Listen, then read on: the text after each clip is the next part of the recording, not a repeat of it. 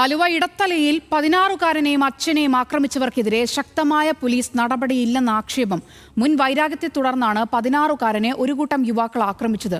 ആക്രമണം തടയാനെത്തിയ വഴിയാത്രക്കാരനും തല്ലുകിട്ടിയിരുന്നു. 10-ാം തീയതി നടന്ന സംഭവത്തിന്റെ ദൃശ്യങ്ങളാണിപ്പോൾ പുറത്തുവന്നത്.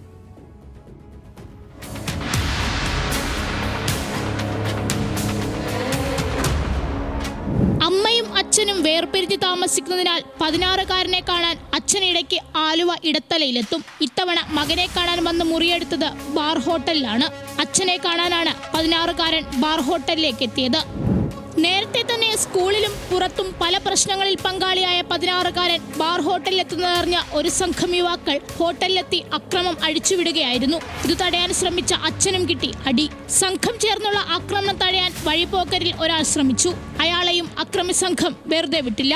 ഈ വഴിപോക്കന്റെ പരാതിയിൽ ആലുവ പോലീസ് കേസെടുത്തിരുന്നു. 2 പേരെ മാത്രമേ ഇതുവരെ സംഭവത്തിൽ പോലീസ് പിടികൂടിയിട്ടുള്ളൂ എന്ന ആക്ഷേപമാണ് നിലവിലുയരുന്നത്. ന്യൂസ് മലയാളം, കൊച്ചി.